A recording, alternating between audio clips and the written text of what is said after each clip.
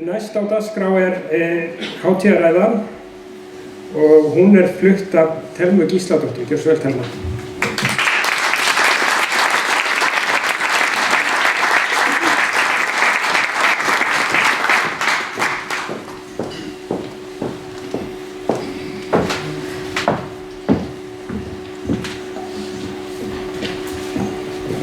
Þannig, hvernig þetta í lagi? Góðan daginn, kæru gestir. Mig langar að byrja á einu litlu orði sem mætti nota oftar. Takk. Takk fyrir tilefnið, takk fyrir tækifærið til að ávarpa ykkur og ekki síst takk til ykkur allra sem hér eruð. Því þó dagarnir fljúga áfram og allt sé á fleiri ferð þá eru svona stundir mikilvægar. Að gera hlé á daglegu amstri, hittast og skoða hvað það sem byggir upp samfélag eins og okkar. Fréttapíramídinn minnir okkur á mikilvægi þess að sjá fólkið á bak við verkin og framlögin sem ekki alltaf ábyrgandi. Það minnir okkur líka á að samfélag verður ekki til af sjálfu sér. Það byggt, mótað og styrkt af fólkinu sem þar býr. Ég skil vel að píramídinn varð fyrir valinu.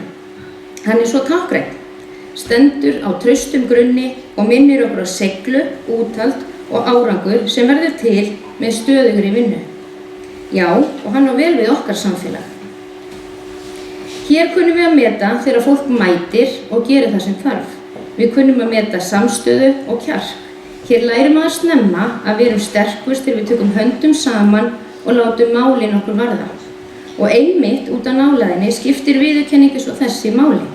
Með henni erum við raun að segja, við sjáum þegar einhver tekur ábyrgð og við finnum þegar einhver styður og styrkir aðra. Jafnvel þótt að sé ekki alltaf sýnilegt.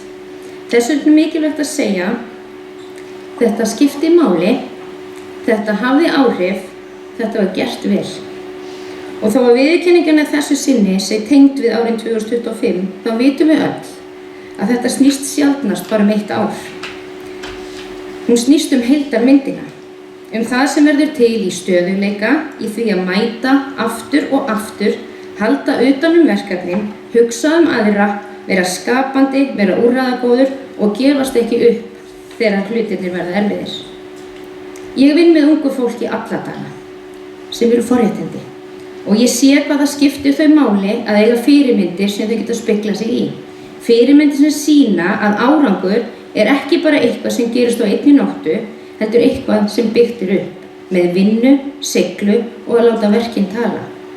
Fréttapíramídinn líka vettvangur sem talar beint inn í framtíðina. Hann segir við yngri kynslóðina, svona gerum við hlutina hér. Við tökum þátt, við leggjum okkar að mörkum, við gerum það vel, við gerum það saman, jafnvel þegar enginn að fylgjast með og við tökum eftir því. Og þetta skiptir máli, ekki bara fyrir þá sem fá viðurkenninguna, heldur fyrir okkur öll. Svona hefð, svona stund styrkir samfélagið. Hún tengir saman kynslóðir, hún minnir okkur á að framlag ekki sjálfsagt og það mikilvægt að kunna að meta það þegar við höfum tækifæri til. Og að því sögðu ætla ég að nota tækifæri til að þakka þeim sem standa að þessum viðburði. Takk. Takk fyrir að halda þessu hefði á lofti og skapa rými til að fagna því sem vel gert. Til ykkar sem fengu tilnefningu hér í dag, til hamingju. Þetta verðskuldað. Og til allra sem hafa hlotið viðurkenningu gegnum árin, takk fyrir að kenna okkur hinum hvað raunverulega skiptir máli. Þið eru fyrirmyndir fyrir unga fólkið okkar í samfélaginu, þið eru fyrirmyndir fyrir okkur öll, verkin ykkar og vinna skipta máli, þau skipta máli núna, þau koma til með að skipta máli í framtíðinni. Takk fyrir mig.